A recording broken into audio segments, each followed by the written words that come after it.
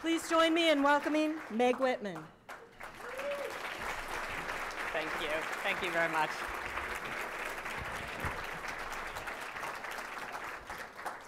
So thank you for that gracious introduction. I really appreciate it. Thank you to the Chamber of Commerce and Allstate for sponsoring this, and thank you for inviting me tonight.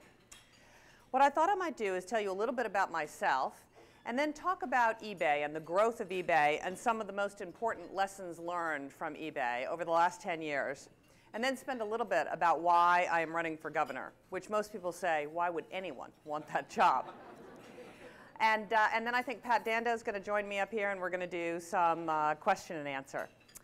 So let me start at the beginning. I was raised on Long Island, the youngest of 3 children. My dad worked in New York. My mom was a stay-at-home mom. Although I will tell you she was a very adventurous stay-at-home mom. When I was 6 years old, she decided with her very best friend to take the 2 families' combined children, 8 children under the age of 14, on a camping trip through the entire United States in 2 Ford Econoline vans, where we did not stay in a hotel for 3 months. And it was 2 moms, 8 children, and the dads joined us on vacation for 2 weeks in San Francisco. But that was my first trip to California when I was a 6-year-old. I went to public school, K through 12, and I was an athlete. I played all kinds of sports, but by the time I was in high school, I was a competitive swimmer and a basketball player. And not because I was particularly fast, but I was very tall. I was 5'11" in 9th grade. And so this boded very well for girls basketball. I was lucky enough to go to Princeton University in just the 4th class of women, and then on to Harvard Business School, where after which I started a 30-year career in business. Business has always been my passion. And my first job out of Harvard Business School was actually at Procter & Gamble in Cincinnati, Ohio, working on Crest toothpaste and Head & Shoulders shampoo. And you know, I might be still at Procter & Gamble in Cincinnati, but my husband and I decided to get married. And he wanted to be a neurosurgeon. And I had met Griff when he was at Harvard Medical School and I was at Harvard Business School. And he needed to pick a city for 7 years of neurosurgery residency. And he said, do you want me to do it in Cincinnati? And I said, let's think about that. You should pick where you want to go. And he got into 2 programs. He got into the very best neurosurgery training program in the country at UCSF. And he got into Harvard's teaching hospital, the Mass General. And in one of the all-time great insights that my husband has had, he said, Meg, your mother lives in Boston. We should go to California.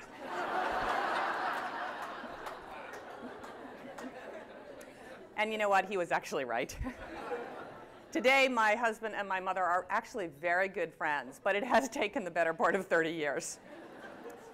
So as young marrieds, we decamped to San Francisco, and we lived above the Haight in Parnassus Heights. My husband walked to work at UCSF, and I joined Bain & Company, the management consulting firm that I'm sure many of you know. And in the small world of all small worlds, the 6 degrees of separation, my first boss and my boss for most of that 10 years at Bain & Company was actually Mitt Romney. And that is how I ended up working on the Romney campaign so many years later. So I had the privilege of working for a number of different companies, great consumer-oriented companies in the context of Bain, and then after I left Bain. And I have to tell you one story because I heard Pat Dando talk about mentors and people who are incredibly helpful to you in your career. If you think about it, there's usually a small number of people, right, who have made all the difference. And the person who made the most difference to me was the former president and CEO of Disney, Frank Wells. And Frank was a prince and a gentleman. In a very rough and tumble business that is Hollywood, Frank made all the difference to me. He looked out for me, and in a very tough environment at Disney. And as many of you know, Frank was killed in a helicopter crash over 10 years ago. And after that, I left Disney and ultimately ended up at eBay. And after I'd been at eBay for about 3 years, and eBay had become quite a success. And my secretary came running into my cubicle one day and said, Luann Wells is on the phone, who was Frank's wife. And Frank had died probably 6 or 7 years before that. And maybe not quite that long. And so I got on the phone and I said, Luann, it's so nice to hear your voice. And she said, well, I have been watching your career with great interest, and I have watched the success of eBay. And I just want you to know that Frank would be proud. And that's what he meant to me. And I will always remember that. And I was down in LA just a couple of days ago and saw Luann Wells. So, as you can imagine, lots of great companies, lots of good experiences, but no company changed my life quite like eBay did. And I originally came out to interview with eBay in the fall of 1997 and met the founder, a 29-year-old computer scientist named Pierre Omidyar, who's actually a Persian American. And he had written the code in 3 days. He had been running the site by himself with a small number of individuals for about 1.5 years. And he was looking for, as he characterized it to me, adult supervision. And he is a prince of an individual. I adore Pierre. He knew exactly what he didn't know. He knew what he did know. And when I met him, he was 29 going on 40. But what Pierre had created, and the reason that I joined the company, is he had created a level playing field on this new technology called the internet, where your next door neighbor had an equal chance of success to a large corporation, where eBay provided the trading tools, but in fact it was inspired individuals who had ideas about businesses they could form that actually took up those trading tools and in many ways pursued the American dream. And today, actually, there are 1.3 million people who make their living selling on eBay around the globe.